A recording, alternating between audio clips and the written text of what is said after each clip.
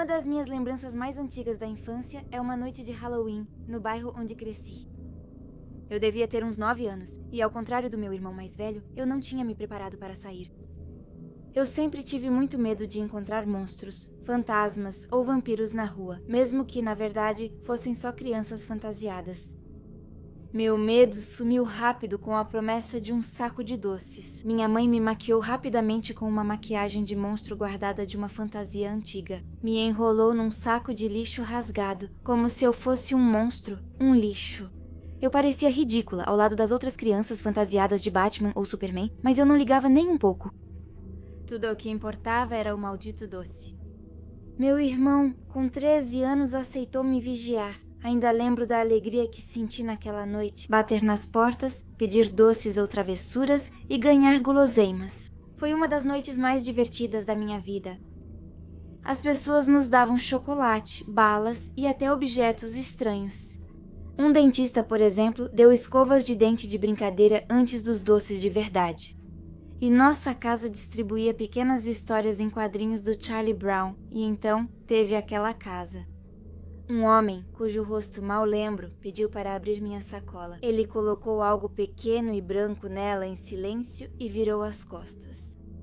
Não liguei para isso. Para mim, o Halloween era como o Natal, só que mais assustador.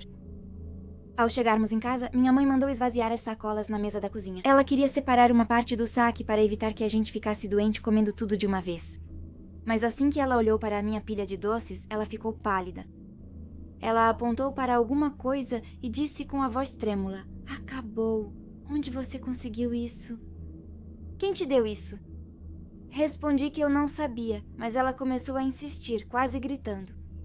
Ela me pediu para pensar, para me lembrar, porque era importante. Não entendi nada e chorei. Então ela pegou o telefone com as mãos trêmulas e disse para a telefonista: "É uma emergência. Me coloque em contato com a polícia." Anos depois, minha mãe explicou por que ficou tão assustada naquela noite. Quando era criança, quase da minha idade, uma menina da cidade dela saiu para pedir doces no Halloween. Ela voltou para casa com doces e uma boneca branca feita de tecido e trapos costurados. A mãe da menina não viu nenhum problema nisso, mas alguns dias depois aconteceu um incidente estranho. A mãe levou a filha para brincar em um parque, enquanto conversava com outra mãe. Ela viu um homem na cerca, observando as crianças. Ele vestia casaco longo, chapéu e cachecol que escondia parte do rosto. Nada parecia preocupante à primeira vista. Provavelmente um pai ou um avô, pensou ela. Mas de repente, ela viu sua filha se aproximar dele. O homem fez um sinal para ela, pegou sua mão, levou-a ao rosto e murmurou algo sobre ela, antes de ir embora sem dizer uma palavra. A mãe, chocada, correu e perguntou à filha o que ele dissera. A menina respondeu: "Não sei, não entendi nada." Mas quando a mãe insistiu para saber por que ela foi dar a mão para ele, a pequena ficou confusa. "Não sei, só senti vontade de ir." E quando a mãe perguntou se ela conhecia aquele homem, a menina disse que sim, que foi ele quem lhe deu a boneca branca no Halloween. A polícia foi avisada imediatamente. Todos começaram a procurar o homem em questão, mas ninguém nunca o encontrou. Acabaram achando que ele era um andarilho de passagem. Alguns dias depois, porém, outra menina desapareceu. Ela deveria ir para a escola de manhã, mas sua cama estava vazia. A polícia revistou o quarto dela e encontrou uma pequena boneca branca debaixo do travesseiro. Uma coletiva de imprensa foi realizada e autoridades questionaram se outras crianças receberam bonecas semelhantes. Apenas uma família se manifestou, a da melhor amiga da minha mãe. A menina sobreviveu, mas sua família se mudou pouco depois da outra. Aquela que havia desaparecido nunca foi encontrada. Nenhum corpo, nenhum vestígio, como se ela tivesse evaporado. Durante anos, o boato circulou pela cidade.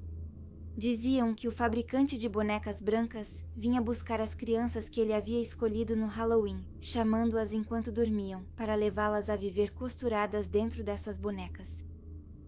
Os adultos, é claro, achavam que tudo isso não passava de uma lenda, mas as crianças sabiam, e minha mãe também. Então, quando ela viu uma dessas bonecas no meio dos meus doces, 30 anos depois dessa história, ela entrou em pânico.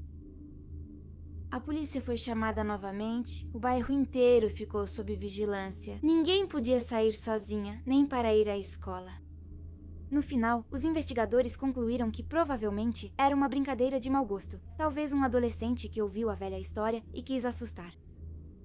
Mas minha mãe, ela nunca acreditou de verdade na versão da brincadeira de adolescente. E para ser sincera, eu também não. Porque às vezes, na noite de Halloween, quando o vento bate na janela, eu me lembro daquela pequena boneca branca. E eu me pergunto, e se não fosse uma brincadeira?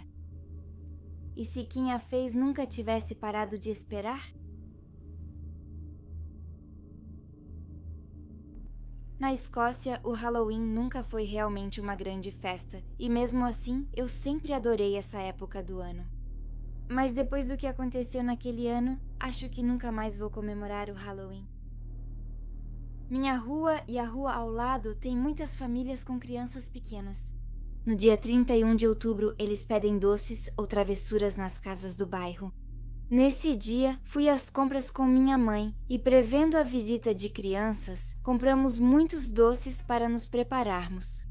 Eu tinha planejado sair mais tarde com uma amiga para ir ao cinema ver o novo filme Ouija.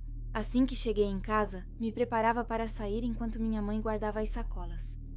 E foi exatamente nesse momento que as primeiras crianças tocaram a campainha. Abri a porta e vi um grupo de crianças, algumas conhecidas, outras não. Eles vinham da nossa rua, da rua seguinte e até de um pouco mais longe. Atrás deles, um homem de preto com uma máscara estranha estava parado no fim do caminho. Não era uma máscara que eu reconhecia, nem um monstro de filme, nem um personagem conhecido. Apenas uma coisa preta, lisa, sem expressão. As crianças me contaram piadas, ri, dei doces e elas correram felizes para a próxima casa. Eu estava prestes a fechar a porta quando percebi que o homem, por sua vez, não se mexia. Ele ainda estava lá, imóvel, no final da entrada, na penumbra. Eu congelei e, de repente, ele levantou lentamente a mão e acenou para mim. Um gesto lento, mecânico, quase deliberadamente perturbador. Dei um passo atrás, com o coração acelerado. Eu ia gritar algo para ele quando minha mãe apareceu atrás de mim e perguntou se estava tudo bem. O homem se virou e fugiu sem dizer nada. Não era um pai nem um irmão mais velho que acompanhava as crianças. Ele nunca tinha estado com eles e foi embora assim que percebeu que eu não estava sozinha em casa. Quando meu amigo chegou para irmos ao cinema, contei tudo. Mas durante o filme acabei esquecendo um pouco do medo.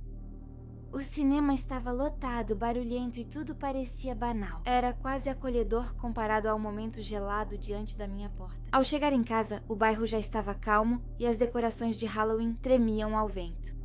Minha mãe estava se preparando para levar os cachorros para passear antes de dormir. Uma última caminhada para eles fazerem suas necessidades. E para encontrar meu pai, que tinha acabado de chegar do trabalho, eu ia ficar sozinha em casa por um tempinho. Fui para o quarto com lanches e sentei na escrivaninha diante do computador. Eu escrevia um pouco, uma paixão de adolescente que eu guardava para mim, desde uma antiga decepção. Um invasor já havia entrado no nosso jardim. Meu pai tinha instalado um detector de movimento com refletor bem embaixo da minha janela. Toda vez que um gato passava pela cerca, a luz acendia, inundando meu quarto com um brilho branco. Ela acendia por minutos e depois apagava, como aconteceu. O quarto se iluminou de repente, só que dessa vez não era um gato. Eu me virei para a janela e ele estava lá, o mesmo homem sentado na cerca à luz do refletor. Sua máscara preta estava virada para mim e sua mão levantada acenava para mim. Um pequeno gesto, lentamente como antes. Meu sangue gelou. Fiquei imóvel por 2 segundos, coração quase explodindo. E então, como um milagre, ouvi a porta da frente se abrir. Meus pais estavam voltando para casa com os cachorros. Eu corri para fora do meu quarto, descendo as escadas o mais rápido possível, gritando que tinha alguém lá fora na cerca. Meu pai não fez nenhuma pergunta. Ele pegou os cachorros, abriu a porta dos fundos de uma vez e saiu correndo. Alguns segundos depois, ouvi ele gritar: "Sai daqui, seu nojento doente! Se eu te vir de novo, vou chamar a polícia!" Acho que o homem fugiu, pois meu pai voltou minutos depois, ofegante e furioso, tentando me acalmar. Supliquei para que ele não chamasse a polícia. Temia que isso piorasse minha situação e que esse homem retornasse por vingança. Eu só queria esquecer, dormir, apagar aquela noite da minha cabeça. Nunca mais vi o homem da máscara preta, mas às vezes à noite, quando o vento faz o portão ranger, eu me lembro daquele gesto demorado, dessa mão que me cumprimentava no escuro, e eu imagino sua máscara virada para a minha janela, esperando talvez que ninguém esteja lá para entrar dessa vez. Eu tinha 24 anos e estava sozinha em casa na noite de Halloween. Naquela época, eu morava com meus pais, era estudante e não tinha emprego ou dinheiro. Meus pais levaram meu irmão de 10 anos a uma festa à fantasia na casa de um amigo. Eu também tinha sido convidada para a festa, mas peguei uma febrezinha durante o dia e preferi ficar tranquila em casa. Me ofereci para distribuir doces às crianças do bairro. Sinceramente, isso não me incomodava. Se algumas crianças eram um pouco insuportáveis, ver a fantasia delas e o rosto maravilhado era bem legal. A noite foi tranquila. Fiquei no sofá jogando videogame e vendo Netflix. Sempre que a campainha tocava, eu pausava para atender. Mas por volta das 22h, as ruas ficaram vazias, as decorações se apagaram, as luzes das casas desapareciam uma a uma, o Halloween estava chegando ao fim. Eu ia desligar a televisão e dormir. Quando ouvi 3 batidas na porta, pensei que deviam ser retardatários, adolescentes um pouco velhos demais para ainda estarem pedindo doces. Peguei a tigela de doces e abri a porta, e foi aí que eu o vi. Era um homem, não criança ou adolescente. Tinha ao menos 1,95 metros um homem, como canta Ellie Susportons. Máscara de zumbi super realista, parece até respirar, com carne rasgada e dentes assustadores. Estou tentando ser educada. Oi, feliz Halloween! Mas ele não respondeu, não se mexeu. Apenas inclinou lentamente a cabeça para o lado, como um animal curioso. Sorri nervoso e entreguei a tigela. Aqui pega um pouco se quiser. Mas ele não tinha nem saco, nem balde, nem cesta, nada para colocar doces. E principalmente, isso mostrava um detalhe que naquele momento não me chamou a atenção como deveria. No bolso traseiro do jeans dele havia algo que parecia uma arma. Achei que fosse só um acessório de fantasia ou uma arma de brinquedo, afinal era Halloween. Mas o silêncio dele, a imobilidade, algo estava errado. Eu disse meio desconfortável: "Bom, eu vou ter que ir, tenha uma boa noite." E eu fechei a porta, trancando 2 vezes. Por reflexo, dei uma olhada pelo olho mágico. Ele ainda estava lá, imóvel, em pé na varanda, com os braços ao longo do corpo, a máscara voltada para a porta. Ele ficou lá por vários minutos, depois, finalmente, desapareceu na noite. Pensei que era só um idiota querendo assustar as pessoas e tentei não pensar mais nisso. Meus pais e meu irmão chegaram 1 hora depois, fiquei aliviada. Falei por alto para eles sobre o cara estranho e grandão que veio pedir doces, mas não insisti no assunto. Eu ia subir para dormir quando bateram novamente na porta, dessa vez muito mais forte. Meu pai abriu a porta. 2 policiais estavam na porta, com expressão séria. Um deles perguntou: "Boa noite, vocês viram um homem usando uma máscara de Halloween com cerca de 1,90 metros de altura e possivelmente armado?" Meu coração congelou. Eu disse sim, ele esteve aqui há pouco. Por quê? Os policiais trocaram um olhar antes de responder. Esse homem assassinou a namorada dele. Há algumas horas, ele foi visto no bairro disfarçado, tentando bater nas portas das casas. Acho que parei de respirar por alguns segundos. Eles acrescentaram que ele veio de um hospital psiquiátrico e que tinha sido liberado recentemente por bom comportamento. Pensávamos que ele fugiu para a floresta após o assassinato. Eu não conseguia acreditar no que estava ouvindo. Pensei de novo na mão dele, no bolso, naquela arma de plástico que eu tinha feito e em como ele simplesmente me observou, sem dizer uma palavra. Se quisesse, poderia ter entrado. Eu estava sozinha, doente, vulnerável, mas ele passou por mim. Dias depois, minha mãe achou uma folha dobrada na caixa de correio, sem envelope nem endereço, só uma frase em letras grossas de marcador preto. "Você fez bem em fechar a porta." Desde então, Nunca mais abri uma porta sem conferir quem estava do outro lado. Foi em 2014. Eu tinha 10 anos e foi nessa noite que decidi nunca mais comemorar o Halloween. O Halloween deveria ser uma noite divertida, cheia de doces e risadas, mas às vezes não é uma brincadeira. Já ouvi histórias assustadoras, como crianças achando lâminas em doces ou balas com drogas. Nunca pensei que isso aconteceria comigo. Naquele ano, fiz o passeio com meus 2 melhores amigos e meu irmão mais velho de 18 anos supervisionando. A gente se divertia muito, fronhas cheias de doces, rindo e correndo de casa em casa, rostos cobertos de maquiagem e açúcar. Por volta das 22, as ruas esvaziaram e as luzes das casas se apagavam. E o bairro ficava com aquele aspecto estranho de cidade fantasma, iluminado apenas pela lua e pelas decorações que ainda estavam acesas. Minhas 2 amigas quiseram fazer uma última parada, uma casa no final da rua com toneladas de decorações. Meu irmão as acompanhou. Cansada, sentei na calçada do outro lado da rua e observei meus doces. Foi nessa hora que ouvi o barulho de um motor lento rangendo. Levantei a cabeça e vi um carro velho cinza, do tipo Mon os passa cansado. Um carro de mamãe, como a gente dizia. Ela caminhava devagar, sem farol.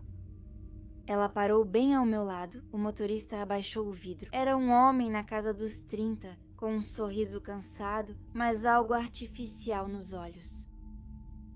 "Oi, querida", ele disse suavemente. Meu filho e eu estávamos batendo de porta em porta, mas perdemos nosso cachorro. "Você pode nos ajudar a procurá-lo? Seria muito gentil da sua parte." Com 10 anos, vi um cachorro perdido e ajudei sem pensar. Eu assenti com a cabeça e comecei a me aproximar da calçada, e foi aí que eu os vi. Atrás do vidro escuro, do lado do passageiro, 2 silhuetas imóveis, 2 homens usando máscaras me encarando sem se mover, seus olhares pareciam me atravessar. De repente, meu instinto infantil prevaleceu. Algo estava errado. Meu coração começou a bater mais rápido. Eu congelei e no silêncio ouvi uma discussão atrás de mim. Eu me virei, meu irmão chegou com meus amigos. Com mais de 1,98 m, largo como um armário, seu porte era impossível de ignorar. Os homens no carro o viram, e aí o motor rugiu, o carro avançou um pouco, depois saiu em alta velocidade. Na noite, farol sempre apagado. Meu irmão correu até mim, preocupado. Eu estava tremendo. Contei tudo de uma vez só. O cachorro perdido, os homens, as máscaras. Ele avisou nossos pais imediatamente. Eu não sei o que eles fizeram depois. Depois, soubemos que a polícia patrulhava naquela noite devido a relatos parecidos. Hoje, olhando para trás, eu finalmente entendo. Aqueles homens nunca tinham perdido o cachorro. Eles estavam me esperando. Eu, sozinha na penumbra, separada do grupo. E se meu irmão não voltasse naquele momento? E se a lua não iluminasse o carro? Se eu tivesse dado mais um passo? Prefiro não pensar nisso. Desde aquela noite, sempre que ouço um motor desacelerando à noite, sinto o mesmo arrepio na nuca. E o Halloween para mim nunca mais teve gosto de doce, só de um medo inesquecível.